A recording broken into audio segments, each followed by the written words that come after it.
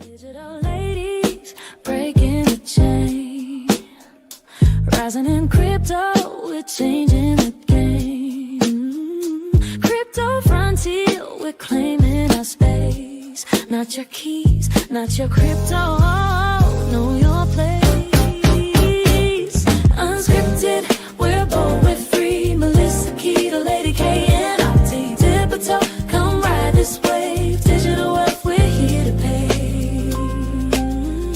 Crypto nights, we're lighting the spark. As we ignite now, we're setting the mark. Safety first, we're keeping it tight. Blockchain power, we're shining the light. Unscripted, we're bold, we're free. Melissa, Keda, Lady K, and Opti. Dip a toe, come ride this wave. Welcome to Digital Ladies Unscripted. How's everyone doing this evening? Excellent. Welcome to Digital Ladies Unscripted, where we discuss crypto and digital assets with straightforward, unfiltered insights. I'm your host, Melissa, and I'm thrilled to be joined by my powerhouse co-hosts, Keda, Kristin, and Amanda. I am so thankful that you guys are here tonight.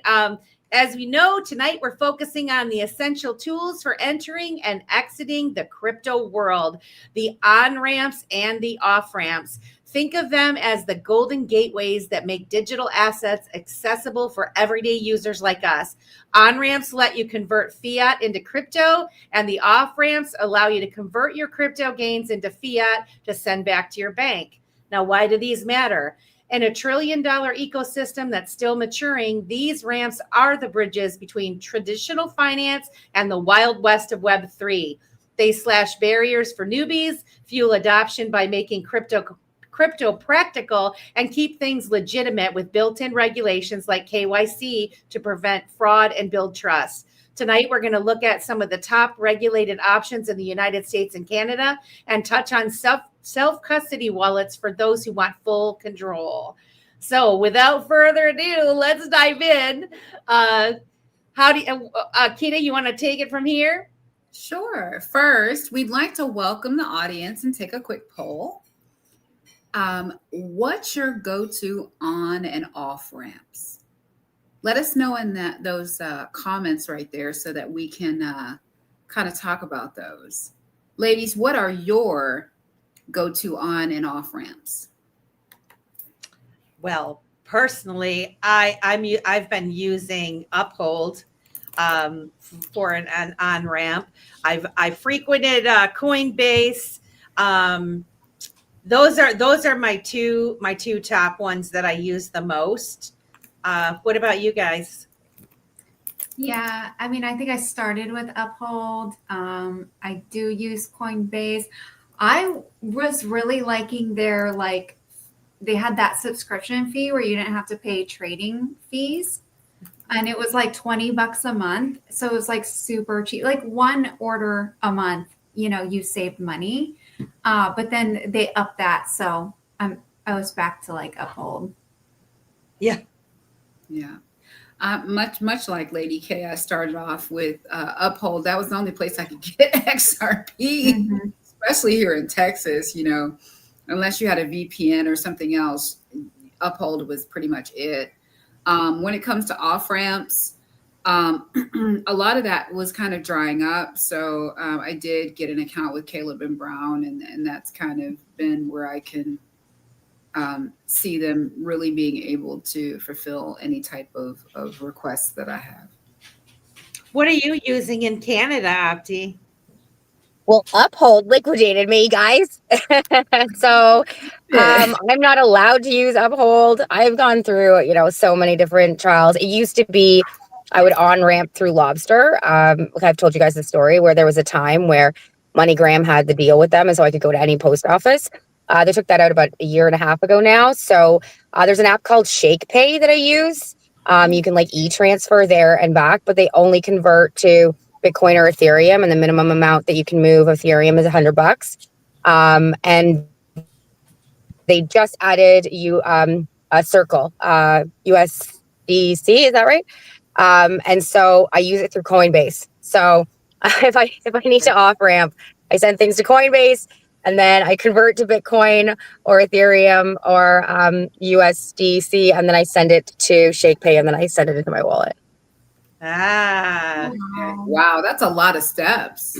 Yeah. Well, and I have technically not off ramped yet.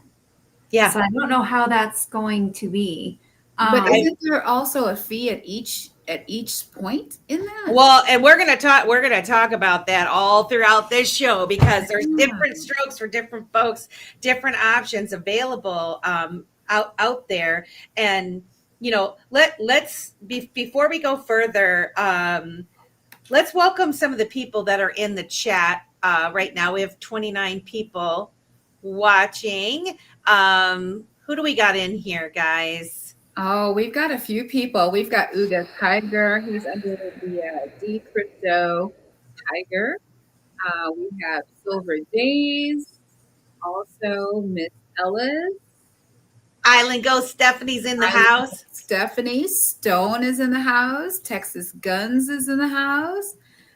So we've got quite a few people that are rolling up in the spot. Very cool. And then down here, let's see, are there any others? Those are the ones that have left some comments. Now, did we have any responses? I know that Island Ghost Stephanie says she loves her crypto debit card, simple and easy. I'm not sure if anyone else. Also, Edward Franzlowski. Okay. Hi, Edward. Very nice. What's up, Ed? Let me know if I said that right. Franzlowski or Franzlowski. Is the They'll right probably have to get you on the after space. Edward F. What's up? Thanks for coming to Digital Ladies Unscripted. I think a lot of people, especially the newbies that are coming in or thinking about coming into the crypto world, they don't even know. They don't understand on-ramps, off-ramps, that sort of thing. So I thought we would kind of touch on the definition of what it is and the importance of what the role they serve in bridging the traditional finance world with the crypto world, right? Because without it, you can't buy crypto. There's that on-ramp, whether you want to be a banked person or not. Too bad, too sad. You need a bank, unless you're going to find one of those crypto machines that you see in the gas stations where you can convert cash into Bitcoin. There are machines like that around. I have not used one, which I'm surprised that I haven't, as long as I've been in this space. I've seen them all the time, and I'm just like, I'm just not sure about it. But the long and short of it seems as though you put money in the machine, you buy Bitcoin, and you send it to your wallet, whatever wallet it is. You can send it to your wallet. And so that is a way to on-ramp into crypto without using your bank to do so. And I know here in Michigan, there's these machines all over the place. I don't know if you guys have any of them around you. I've seen a few. I get a little worried about. That's why I haven't done it. I'm not saying that they're nefarious or anything. Right. I'm just saying they're in places that you like. Seriously, these people know about Bitcoin up in here. Yeah. Right. Yeah, that's same. Like I said, it's like our neighborhood gas station. Love them. They're super great. They're super great owners. Love them. But yeah, I don't feel comfortable, so I don't use it.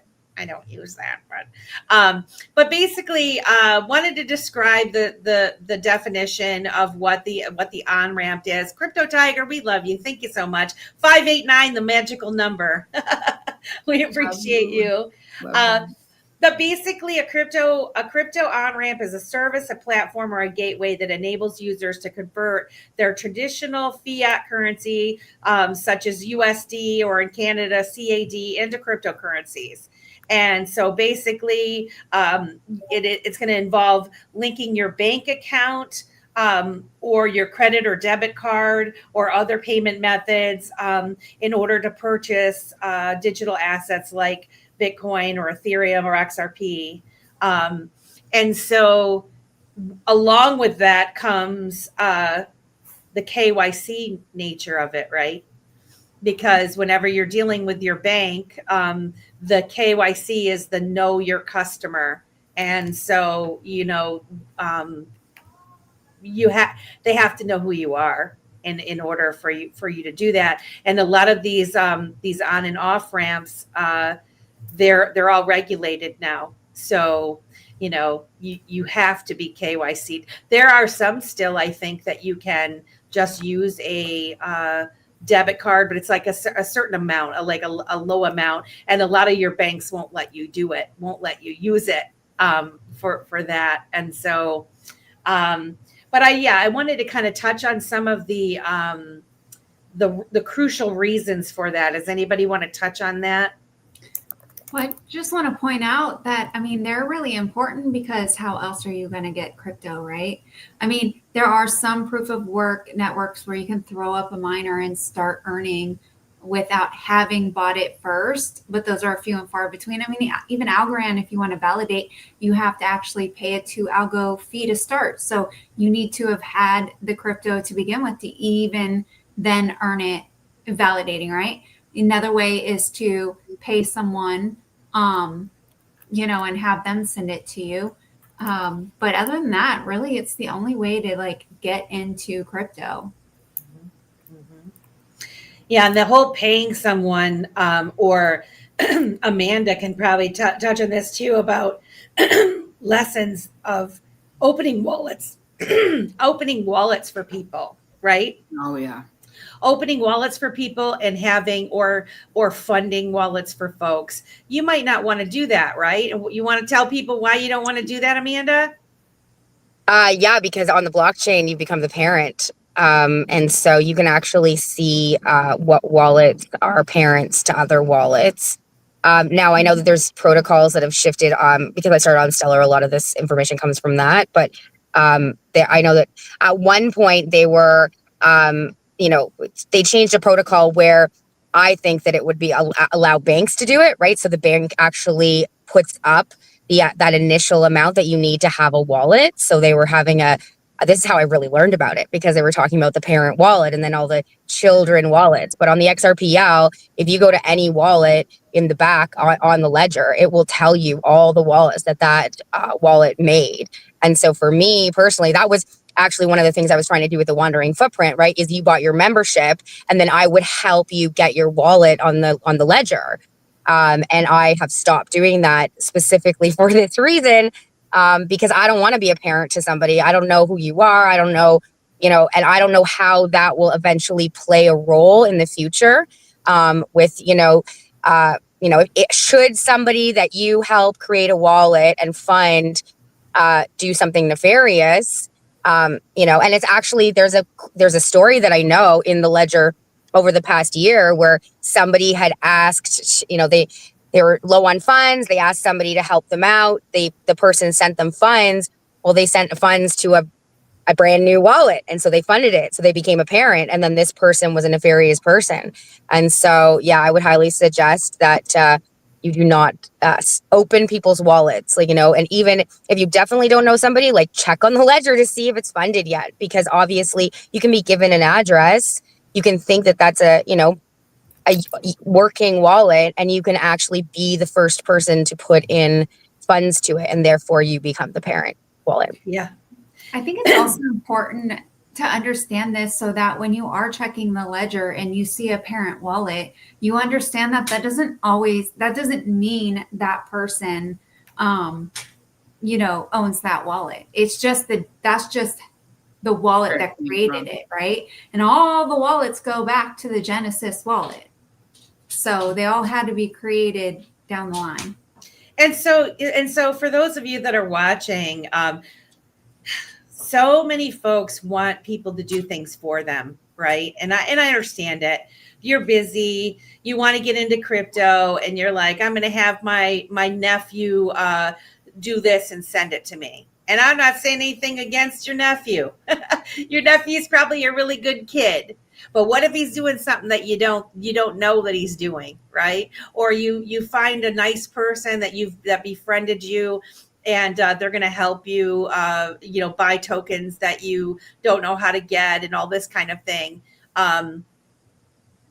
You're going to be tied to that person, so because the blockchain is so transparent, and so whether you're somebody buying it for someone else or you're having someone else buy it for you, generally it's just not a good idea unless it's your family where you're gifting, for your children or something. You're starting some legacy wallets and things like that for your grandkids and that sort of thing.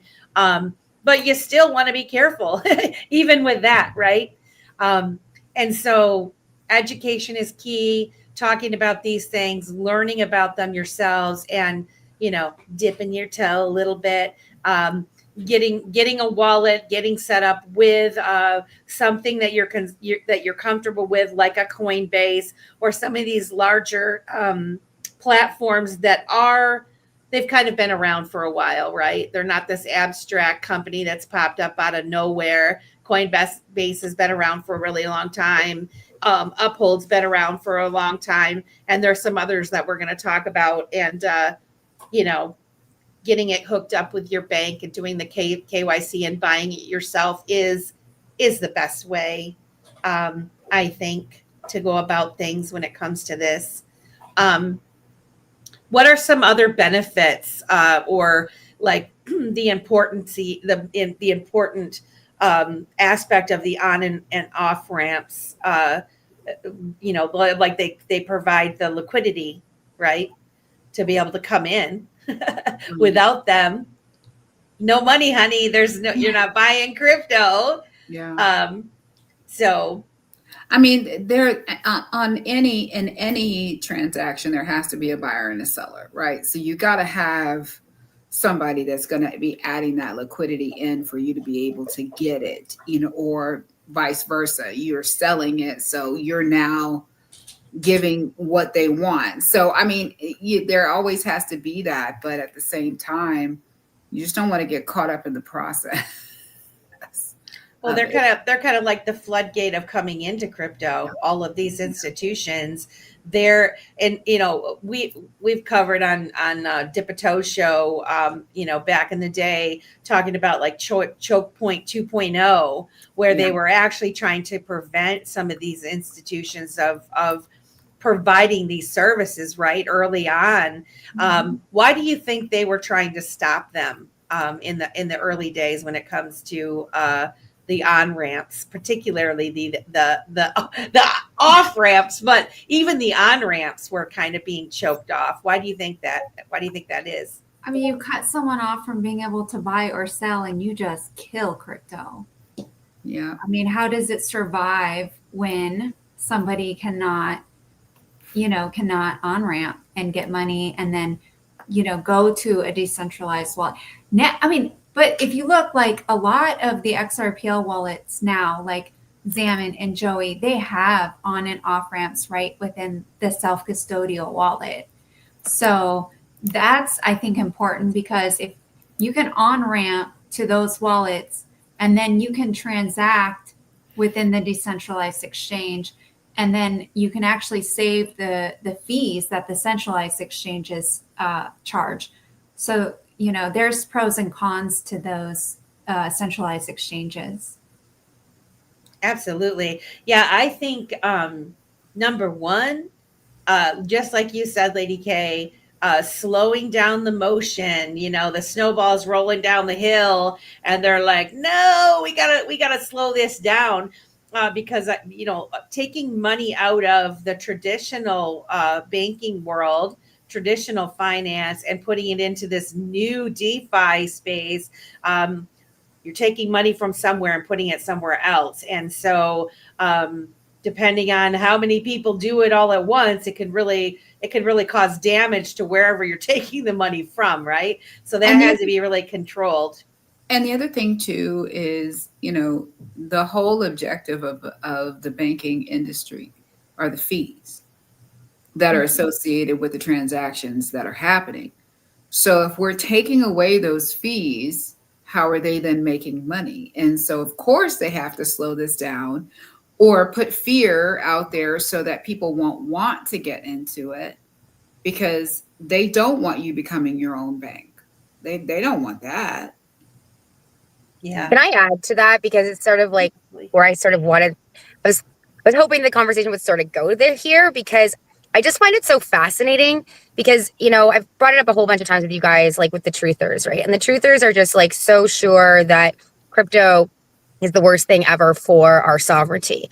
But when these conversations are brought up, it's clear it's a clear disruptor too. You know, while there are aspects that can lead to that, just the fact that it was so hard. You know, I heard a story of a lady who bought Bitcoin way back, and she went to the 7-Eleven and she got like a little chit and it had like a code on it. And then she went down to like this random place and then she gave the chit to the person and then they gave her this other receipt. I was like, what? Like black market, what? And, you know, That's how they had to do it. Well, and that's what's so for me, I would have bought Bitcoin I learned about Bitcoin way back, you know, and I really wanted to buy it. As soon as I learned about it, I was like, oh yeah, give me that. That sounds like, you know, .com bubble. I want the .com bubble again, please. Thank you, as a conscious, you know, adult. And the person who told me basically wouldn't tell me how they got it. And so for years, I was really struggling with like where to get it and how to on-ramp, especially with Canadian dollars. Because if you notice, a lot of these platforms, they don't have CAD. You know, they won't even show you how to, you know, you have to convert to USD first. And then with all the regulations here. So I just find it super fascinating that there is this like double psyop going on around crypto where, you know, there's this like cash is king, except it's a Ponzi scheme. But it's nice to have it in your hand so that's untrackable. And then you have this extra layer of like making it more and more difficult. And having been in this sphere for so long now, so crazy to say so long, you know, it feels like yesterday that I got involved.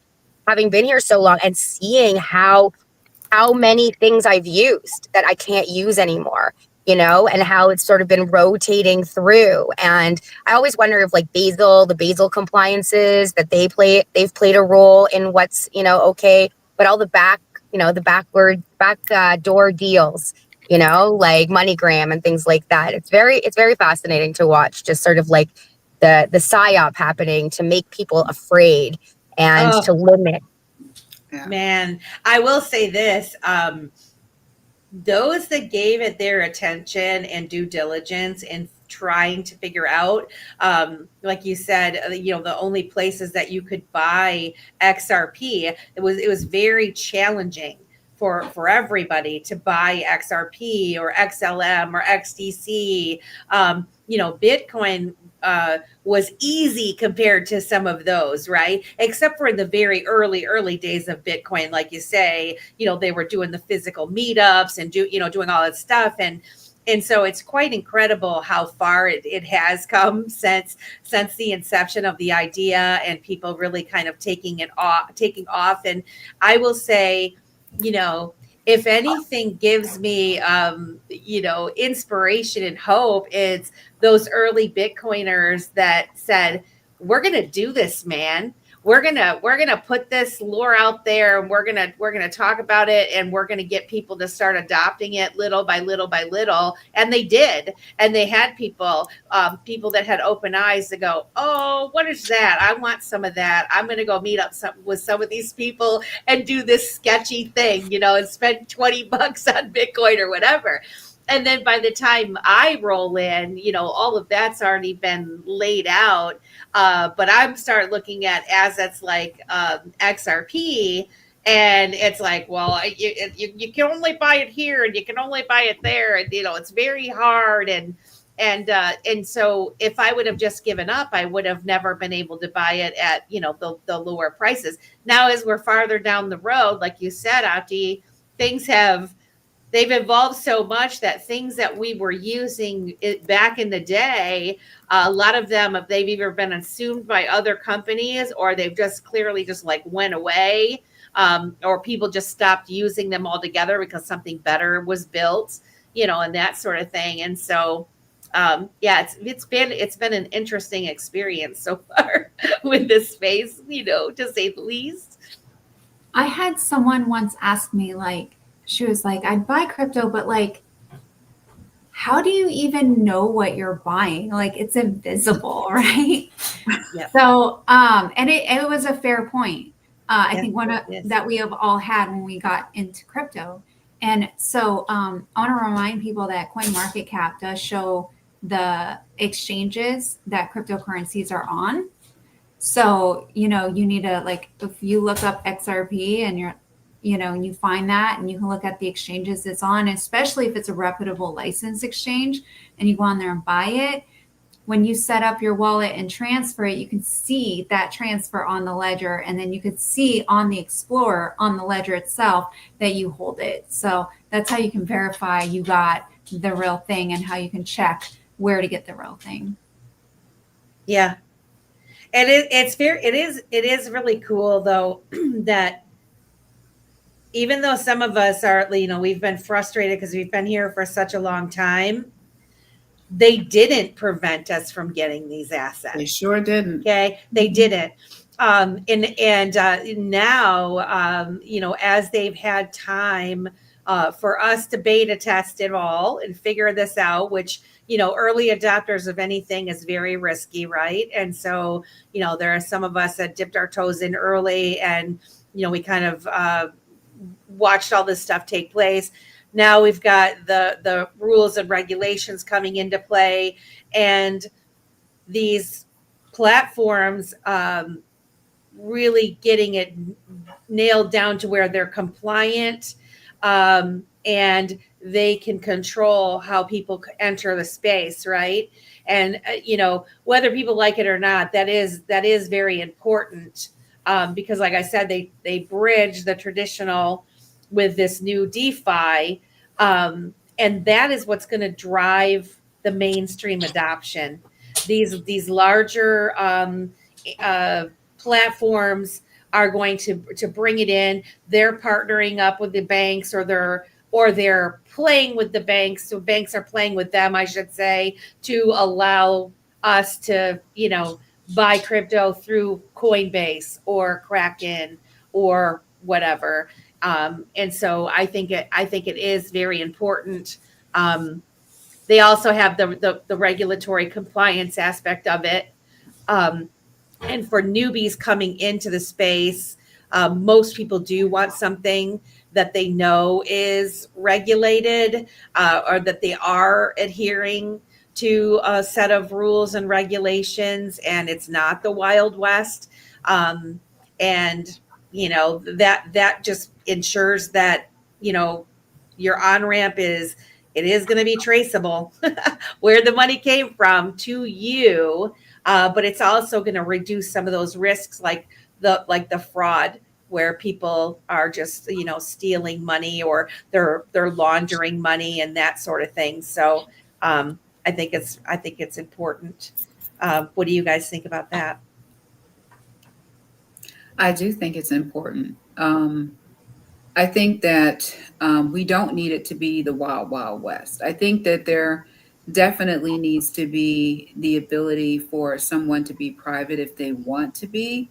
However, it doesn't change the bad deeds that people do. You know what I mean? Like, people who aren't doing bad deeds should be able to, be anonymous if they want to be. You know what I mean? Especially I know that Lady K could probably speak to this with zero proofs, right? There should be a way to be able to evaluate whether or not a person is telling the truth without exposing them. So if that's the case, then, people that are doing the right thing shouldn't have to feel like they should be under the same type of scrutiny that somebody else might be. I'm also cheering for on-ramps directly onto the blockchain, sidestepping these centralized exchanges, because, to be honest with you, to me, the centralized exchanges are no different than the banks right now. And I'm cheering for decentralization. So, I mean, I get that right now we don't have that setup or structure, but I'm hoping that we figure it out. Yeah, I'm trying to figure it out. So just like you said, with Zaman or Joey Wallet, you can use like, what is it, Topper, Mhm. that you can use. But even There's still, others what though. is Well, there? they have more than that. It's Moon Pay as well as Topper, and I think there might be another Yeah, like BankoX or something Banksa. Is like it Banksa? Banksa. Yes, Banksa. Banksa. Oh, Which yeah. So with there's it, a couple of there's a couple of different things that you can use. So you don't necessarily. I mean, I think it depends on you and your preference. You know what I mean? Topper is associated with Uphold because it's made by Uphold, right? MoonPay is a different network in itself, and Banksa is itself. that was the first one on Salmon and it wasn't open to US customers. So I was Mm, super bummed about that. You know what I mean? But yeah. even still, guys, those you still have to do the KYC. You still Yeah. have to you still have to do it. And so like, and this is where, I mean, all of these ones you're going to do the KYC. What it is extremely convenient once you have your bank or your bank card connected to the platform of choice, whether it's directly in your wallet. Like, okay, so let's start talking, since it's 9:30. Let's start talking about the different platforms that are available in United States and Canada. And so if we can touch on the ones that are in the United States first, and then we can move on to the Canadian ones. And this is your off ramps, or this is Off ramps and on ramps are kind of the same thing to me, yeah. really. You know what I mean? It's just you're saying it's an on ramp to come in, meaning you're taking your fiat money into a platform that's going to allow you to convert it to crypto, and then your off ramp is just converting it back to fiat and sending it to your bank as U.S. or Canadian dollars or whatever your Right. currency is. So But it's, I've also seen that there's been some places that will allow you to on ramp, but won't allow you to off ramp. and that's why we're talking. That's why we're talking about it, Yes. because there are different rules for different ones that you do, and there's also some that you can only buy Bitcoin, like I think Cash App. Cash App is really convenient. There's a Yeah. lot of users that use Cash App. You can buy Bitcoin with Cash App. Yes. You can't buy XRP True. with Cash App, and so and like also PayPal is another one. You can buy crypto with PayPal, but your choices are, I believe, Bitcoin and Ethereum, and I'm not sure if there's any other ones in there. But I don't believe you can buy XRP with your PayPal. No. But Now, I think there's a lot what's of it places you what's can't. interesting to me is Cash App and PayPal, for just average public that don't do anything with crypto. Mhm. They use PayPal and Cash App a lot, Mhm. a lot. And so the the on ramp to those, that what's available is pretty interesting, because if you're already going to use something that you're familiar with, like Cash App or PayPal, and you want to get into crypto, what are you going to buy? What's easiest, right? Yes. Jeffrey Dahmer's Ford Ranger. What? Thank Oh, you. they could always, if you already have a PayPal or Cash App and you see an option to buy Bitcoin, I mean, you always could send it then to an exchange and then flip it for what you want as well. Which is what I Or had to do send it to a early. wallet and then use like Thorchain or Simple Swap or whatever to then flip it to what you want. Yep. So most people, oh, sorry, go ahead. I remember that. His comment, I remember when Canada limited them to 30,000 a year a few years back. And don't they do the same? But they do the same here, don't they? I think after a certain amount, I think they kind of flag you, I guess. They don't stop. I don't know of any law that says like US can only buy up to 30,000 of crypto a year. No. I'm not saying that they do that, but don't they kind of limit you at some point? They kind of flag you. I mean, How they much? might do that, right? But like Canada Straight was like, other than Bitcoin and ETH, you can only buy 30,000 a year of all the other ones. And it's like Interesting. 60% in capital gains or something insane like that. I don't even want to go there because it just makes me all very angry. But what you were saying about conversion, I mean, that's basically how I've tried to navigate this whole thing for years, you know. And when I brought up lobster, you know, so Stellar is really interesting. And I was actually quite surprised that this hasn't been really implemented on the XRPL yet. But I anticipate it will soon because of how they sort of like, in my opinion, been beta testing over on Stellar. And that is separate custodial people, I guess companies, have created on-ramp, off-ramp BTC, Ethereum, XRP. So that's actually how I was getting XRP for a while and trying to save on the fees from the major exchanges, is because through Stellar, you can convert on like fractions of a penny, very similar to the XRPL. And so there were companies that had, you know, they had the liquidity and they had figured out how to, you know, move it so you could send it to a wallet on the ledger. And so it would like convert there. But the last time I tried to take Bitcoin, so what I would do is I would move my XRP to Lobster, convert to Stellar, or, you know, Lumens, then convert to BTC on the off ramp of that. Then I would move that over to ShakePay, and then I would transfer that into Canadian dollars, and then that's what I would put in my wallet. All the fees in Oh my between. gosh. And that's so much. but what's crazy is the Bitcoin went down, and it was like you can no longer off ramp. And so exactly what you're saying, and this is very recent. This is when I was in Las Vegas. That's why I was so screwed, because I couldn't access any of my money. And then also ShakePay, when I was in, that was another thing I didn't even mention. When I was in, do you remember this? When I was in Vegas, I had money given to me to, sort of support me in Vegas, and it was in crypto. And I went to use my ShakePay to send it to my bank account. Like, it was in my ShakePay wallet, and it said, you cannot use this app outside of the country. Oh my gosh. So I had no access to anything. Yeah. Crazy. Wow. See, this is why we need decentralization. This is why Yeah. we need to say no to things like, rant over it. Let's go over the. Yeah, But doesn't that make it an even playing field, though? If you were able to access your funds in other countries, even though you're not in that, like, that just doesn't. Well, with make Coinbase, you can. So if you had your money in Coinbase, you would have, because Coinbase is one that you can use in both Canada and the United States. And so, that is a lesson learned for everybody else that's listening in. When you're researching these on and off ramps, know those types of things, that if you can't use it outside, because you're right.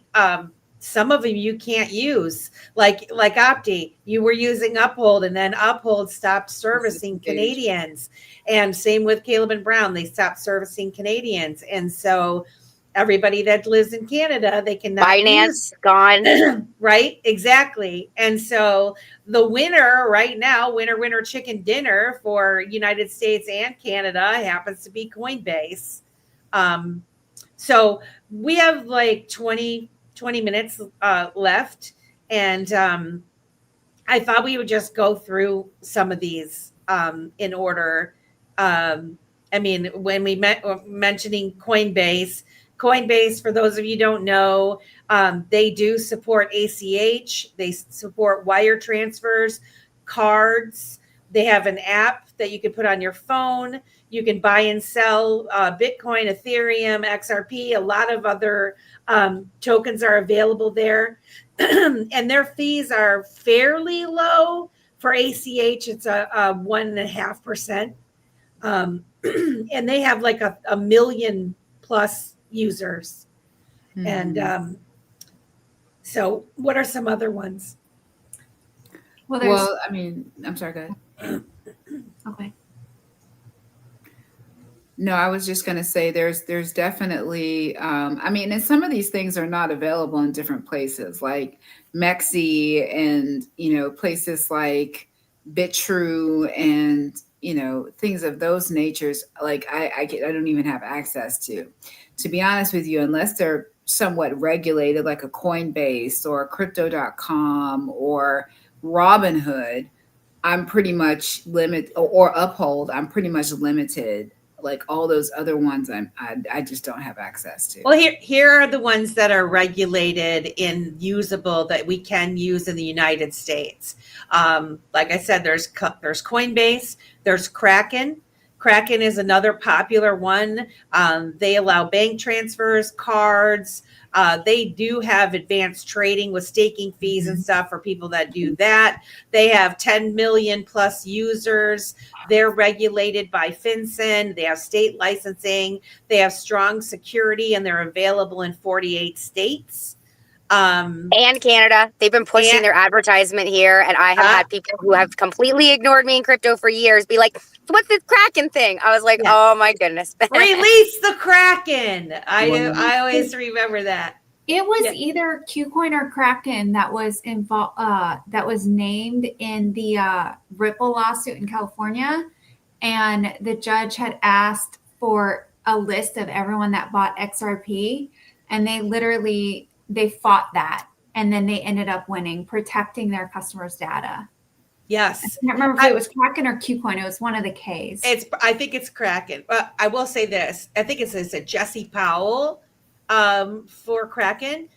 So it's just very interesting. All of these platforms, they were all friends, or they, you know what I mean? Like back in the day, in the early days, you will have the folks that I don't remember what the Coinbase guy's name is off the top of my head. But him, Jesse Powell, the guys from Ripple, the Elon Musks of the world, all of these guys, they all know each other. They all knew each other. And it's pretty cool. The ones that are, because they did do it. They did do it right. They have been trying to do it right. And, in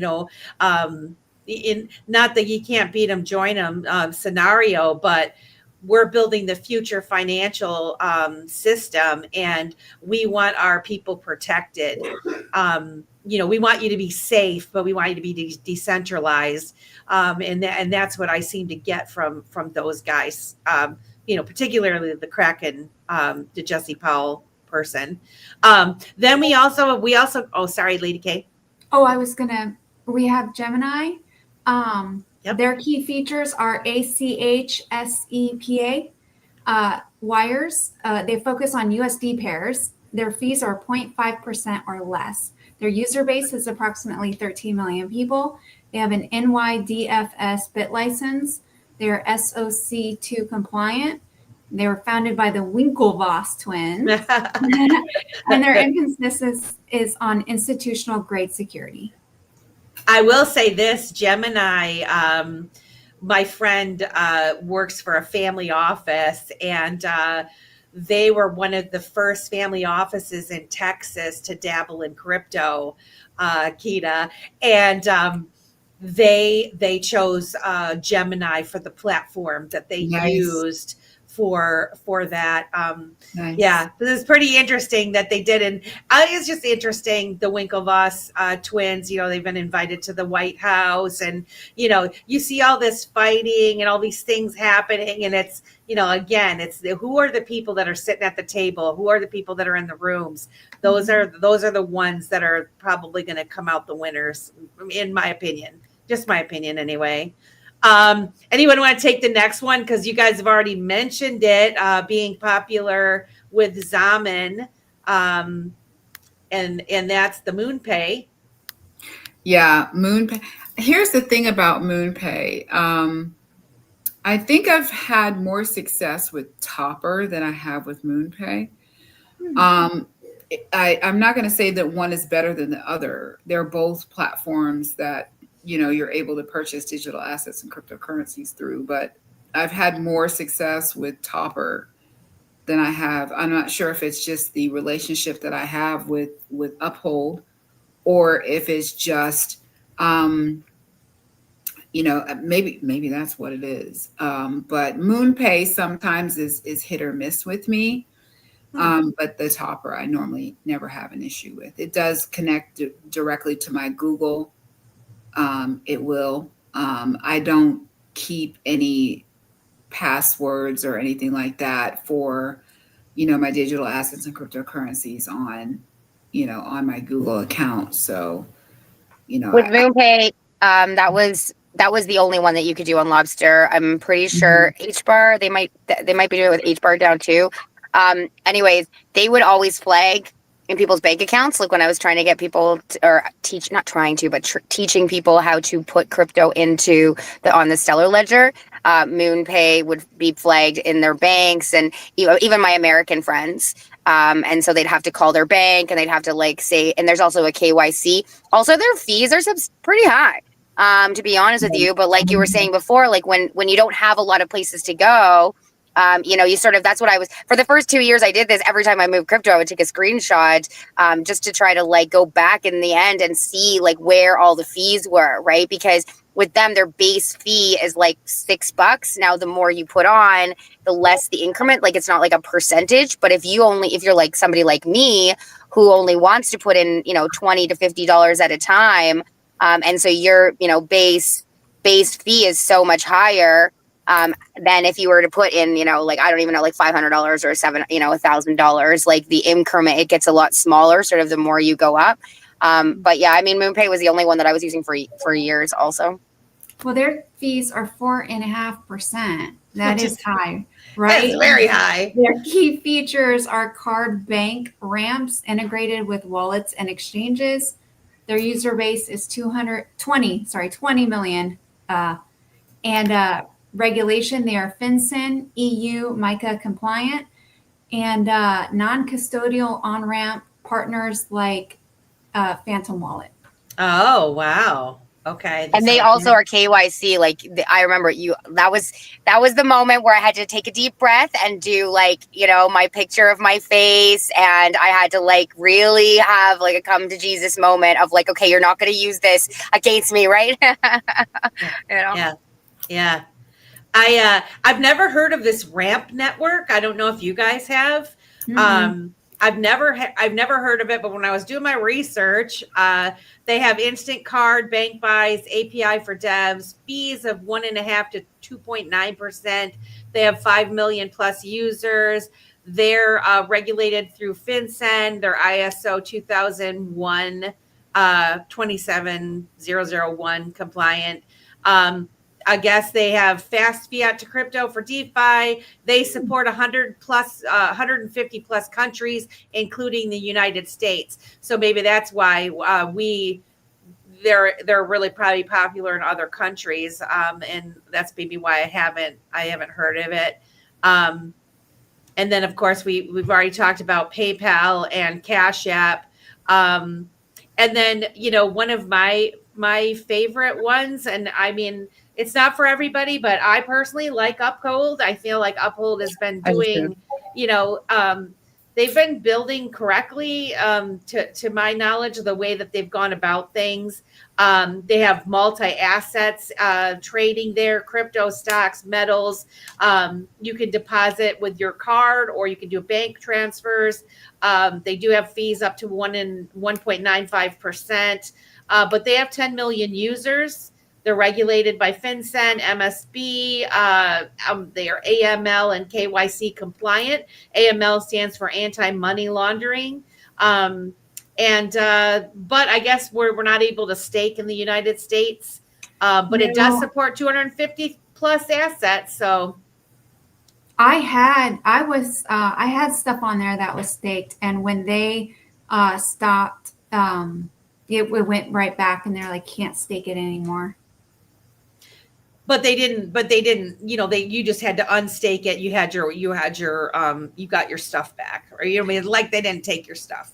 Yeah, I mean, it happened a long time ago, actually. Yeah. And it's, a pretty good thing, because there was some things where I really could delegate on my own, and it forced me to seek out how to do that. Mm-hmm.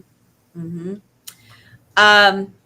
We've got about 10 minutes left. Another one who I happen to have an affiliate link for. We did a show with Caleb and Brown. Jim Bazzini came on the Dip a Toe show, and I have to tell you guys, I asked them so many questions on that show, and he just did a fantastic job. Caleb and Brown is an over-the-counter out of Australia, but they actually are now here in the United States in Florida, and they're going to open a couple other, what do I want to say, areas, but besides Branches. Florida. Yes, branches. They're going to open a couple other branches around. But the cool thing about Caleb and Brown is that they're your personalized crypto brokerage. They have 24-hour, 7-day-a-week broker support. They have hundreds of different digital assets that they actually do due diligence. They don't offer any assets that they find sketchy. Let's say they're doing the back work for you, and you can even ask them which ones you want them to do. So their user base is pretty small, 50,000.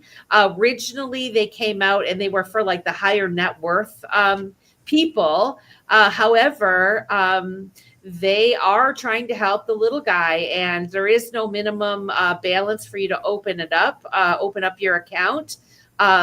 You do have to spend like $500 if you want to trade. You know, they don't want people going in there like if you're on Coinbase just trading, you know, $20 worth of tokens back and forth.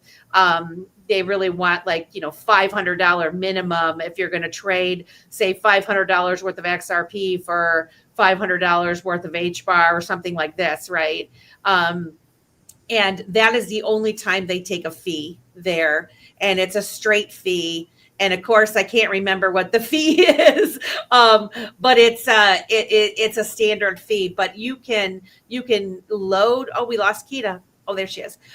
You can load your crypto or your fiat there, and you can take it back off, and it doesn't cost you anything. They don't charge you any fees for that. I believe it's 3% if you liquidate. I think you're right. 3%, not if you take it off, but if you trade it, or like if you sell it, right? But if you just wanted to move it right back off into your private wallet, there's no fee for that at all. With a Caleb and Brown, but yeah, so those are some places for people to look into. Opties, we're into Canada stuff now. Have you heard of this BitBuy? I've heard of it.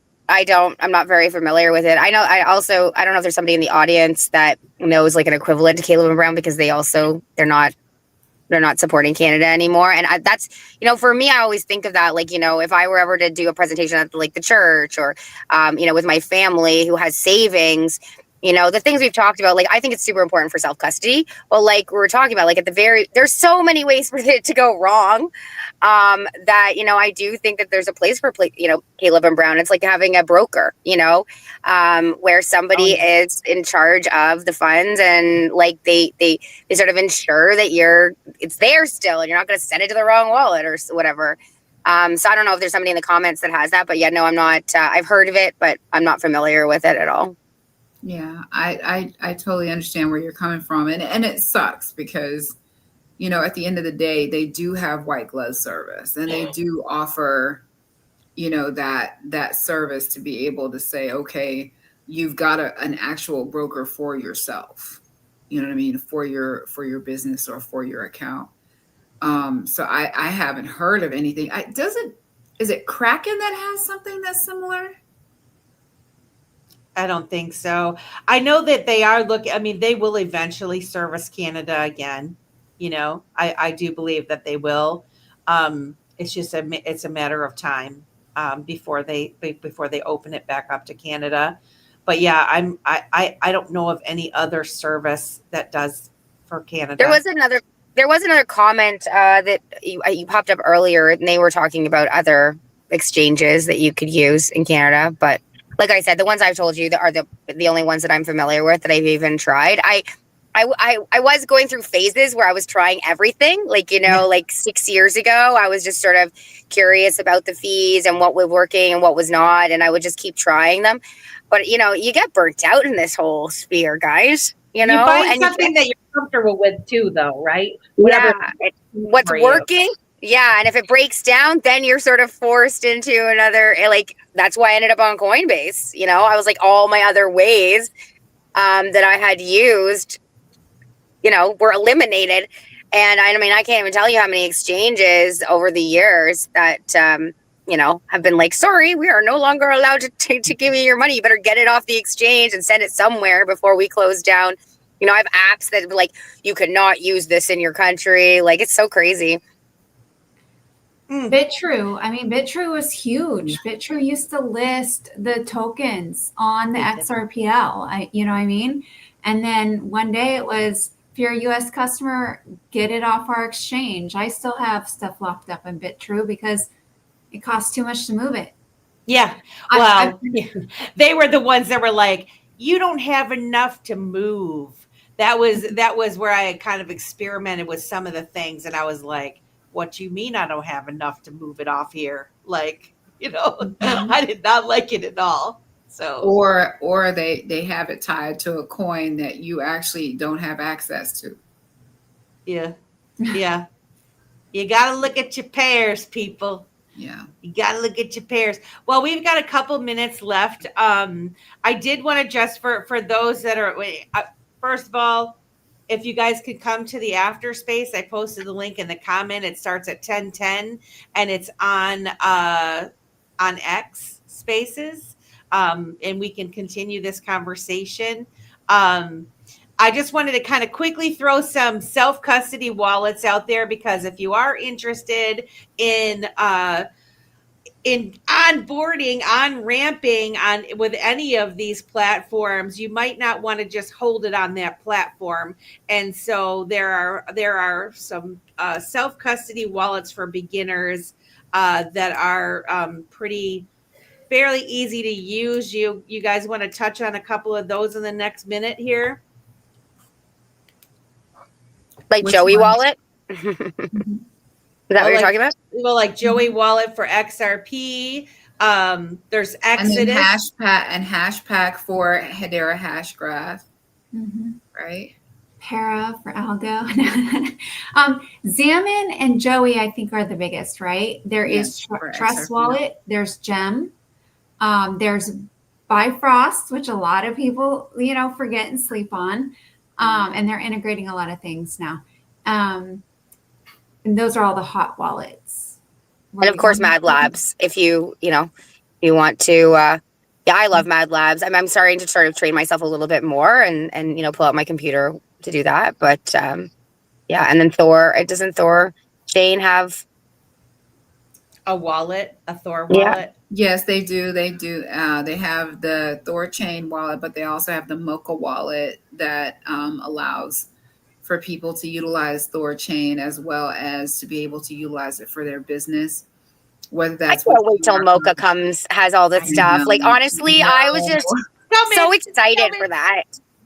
Yeah, me too. Me too. Me too.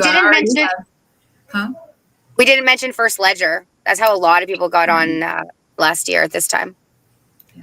I mean, these are all XRP. A lot of these ones that we just mentioned are XRP, but there are, I'm not a super fan of MetaMask wallet, but lots of people use MetaMask wallets, and there's different tokens available. Like I said, the Exodus wallet, there's Ledger Nano is a hardware wallet. And what was the other one? Trust Wallet is another one. That's a mobile app from Binance. That's multi-chain. How come I didn't know that was with Binance? I didn't know it either. I didn't realize it was a Binance either until I did my research. And I was like, really? I didn't realize it. Somebody said, Crypto Tiger says Gem is king.